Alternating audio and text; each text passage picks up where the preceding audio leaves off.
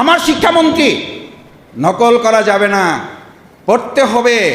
এই ডায়লগ দিয়ে আমাদের তরুণদেরকে এখন ট্রোলের মুখে পড়েছেন। কই, আপনি তো এরকম একটা যুগান্তকারী সিদ্ধান্ত নিতে পারলেন না। কারণ আমরা বালেন্দ্র শাহ পাই নাই, আমরা পেয়েছি আমাদের উপরে চাপিয়ে দেওয়া একজন বাইরে থেকে এসে প্রধানমন্ত্রী। শিক্ষা ব্যবস্থাকে 13টা ধারায় রূপান্তরিত করে রাখা হয়েছে। 13টা ধারা। এই 13 ধারাকে এক ধারায় কখন নিয়ে আসবেন? এটা নিয়ে আসতে সরকার বলবে আমাদের সময় শেষ, আর একবার ভোট দেন আমাদেরকে। এই আর একবার ভোট দেওয়ার জন্য উপস্থিত নেন, তারপর বাজেট নিয়ে আলোচনা করেন। যেখানে আমি আমার উপজেলার কথা বলি, যেখানে আমার প্রায় কয়েক শত শিক্ষকের অভাব প্রাইমারি, হাই স্কুল, কলেজগুলোতে, সেখানে আমার সন্তানদেরকে শিক্ষক না দিয়ে, শিক্ষার মান না দিয়ে তাদেরকে আপনি ব্যাগ দিচ্ছেন। এই ব্যাগ, জুতা এবং তাদের ফিডিং যে মিল দেওয়া হচ্ছে, মূলত এটার মধ্য দিয়ে দলীয় কর্মীদের কোথাও কোথাও পুনর্বাসন করা ছাড়া ব্যক্তিগতভাবে আমি মনে করি এটার কোনো মূল্যায়ন হবে না। এই তরুণ প্রজন্ম জানতে চায়, আপনি 9 লক্ষ কোটি টাকার উপরে যে বাজেট নির্ধারণ করেছেন, 28 লক্ষ কোটি টাকা তো আমার দেশ থেকে বাইরে পাচার হয়ে আছে। সংসদে তো আমরা জানতে চেয়েছিলাম এই পাচার রোধে কি ব্যবস্থা নিয়েছেন। পাচার রোধে ব্যবস্থা নাই। পাচারকারীর সবচেয়ে বড় দোষর এস আলম, তাকে ফিরিয়ে নিয়ে এসে এবং তাকে এখন ব্যাংকে বসানোর জন্য সমস্ত প্রক্রিয়ার সাথে সরকার জড়িত থাকছে। মাননীয় স্পিকারের কাছে যখন সংসদ সদস্যরা বলেন আমার হাসপাতালটা অসুস্থ, এটাকে একটু সুস্থ করার উদ্যোগ নেবেন, মাননীয় স্পিকার আপনি একটু মন্ত্রী মহোদয়ের দৃষ্টি আকর্ষণ করবেন। স্পিকারের জায়গা থেকে তখন তিনি বলেন আমার এলাকারও একই অবস্থা, আমি তো এটা বলতেও পারি না, আমি এমন জায়গায় আছি, আমার তো বলারও সুযোগ নাই, আপনি আমার পক্ষ হয়ে একটু বলে দেন, আপনাকে 1 মিনিট সময় বাড়াই দিলাম। আমাদের পার্শ্ববর্তী একটা রাষ্ট্রে তারা পেয়েছে যে তৈরি হওয়া বালেন্দ্র শাহ, সে এসেই প্রথম প্রাইভেট স্কুলগুলো বন্ধ করে দিয়ে একটা যুগান্তকারী সিদ্ধান্ত নিয়ে বলল সরকারের, আমি মন্ত্রী, আমার সন্তানও এই সরকারি স্কুলে পড়তে হবে, বাধ্য। আমার শিক্ষামন্ত্রী নকল করা যাবে না, পড়তে হবে। এই ডায়লগ দিয়ে আমাদের তরুণদেরকে এখন ট্রোলের মুখে পড়েছেন। কই, আপনি তো এরকম একটা যুগান্তকারী সিদ্ধান্ত নিতে পারলেন না। কারণ আমরা বালেন্দ্র শাহ পাই নাই, আমরা পেয়েছি আমাদের উপরে চাপিয়ে দেওয়া একজন বাইরে থেকে এসে প্রধানমন্ত্রী, যাকে ডক্টর মাহমুদুর রহমান বলেছিলেন, আমার কথা না, ডক্টর মাহমুদুর রহমান বলেছিলেন জনাব তারেক রহমান আপনি বক্তব্য দিয়েছেন ইসের মাধ্যমে, অনলাইনে কথা বলেছেন, আপনি এখানে কি ঘটেছে জানেন না, 15 মিনিট আপনাকে এটা বলা যাবে না, যদি সুযোগ দেন দয়া করে তাহলে কোনো একটা সময় নিয়ে আপনাকে এগুলো বলা হবে। আর আপনার আশেপাশে যারা আপনাকে তথ্যগুলো দেয়, আপনাকে সঠিক তথ্যটা দেয় না, যার কারণে আপনার কথা বলার পরিবর্তে আপনার কথাগুলোকে অন্য একজনকে বলে দিতে হয়। আবার যে বলে সেও আবার আরেক জায়গা থেকে যুক্ত হয়ে বাংলাদেশে ওখানে গুম থাকা অবস্থায় কথা বলেছেন বলে কথিত আছে। সম্মানিত সাংবাদিকবৃন্দ, উপস্থিত সুধীমণ্ডলী, তরুণরা, এরকম কোনো পরিস্থিতিতে বাজেট নিয়ে খুব আলোচনা করে লাভ হবে না। কারণ কি জানেন, আমরা ওই সংসদে কথা বলার সংসদ অধিবেশনের মুলতবি হওয়ার ফাঁকে যখন লেজার হয় আর কি, ব্রেক হয়, আমরা বলি নিজেরা হাসাহাসি করি, স্কুল ছুটি হয়েছে চলেন একটু চা খাই। তো চা খাওয়ার ফাঁকে সরকার এবং আমরা যারা আছি সবাই মিলে আলোচনার একটা কথা, নাই নাই এবং নাই। আমাদের শ্রদ্ধেয় অন্তর্বর্তীকালীন সরকারের মাননীয় প্রধান উপদেষ্টা 3 জিরোসের কথা বলেছিলেন, আর আমরা এখন এই সরকারে বলি এই সরকারে 3 জিরো আছে, এটাও 3 জিরোস। সেটা হলো নাই, নাই এবং নাই। মাননীয় স্পিকারের কাছে যখন সংসদ সদস্যরা বলেন আমার হাসপাতালটা অসুস্থ, এটাকে একটু সুস্থ করার উদ্যোগ নেবেন, মাননীয় স্পিকার আপনি একটু মন্ত্রী মহোদয়ের দৃষ্টি আকর্ষণ করবেন।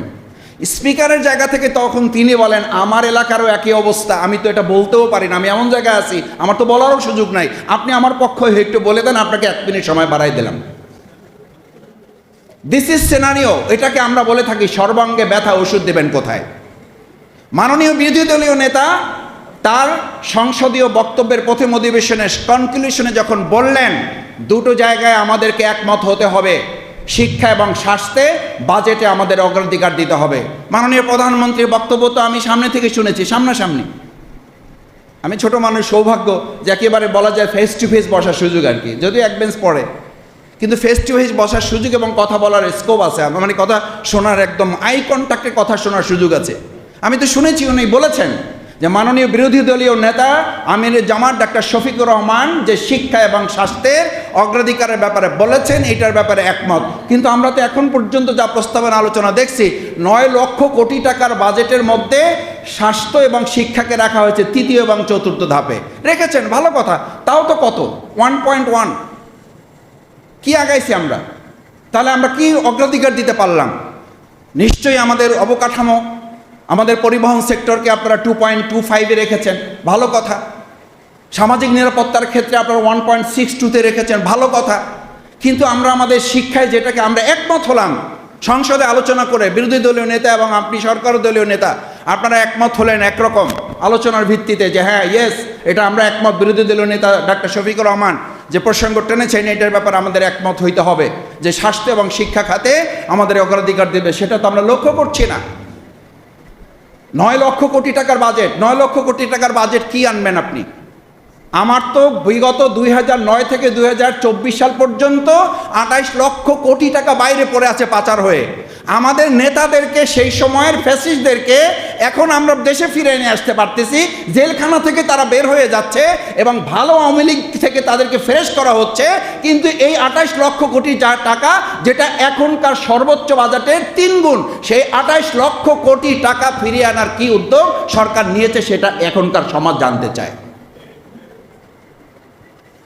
এই তরুণ প্রজন্ম জানতে চায় আপনি 9 লক্ষ কোটি টাকার উপরে যে বাজেট নির্ধারণ করেছেন, 28 লক্ষ কোটি টাকা তো আমার দেশ থেকে বাইরে পাচার হয়ে আছে।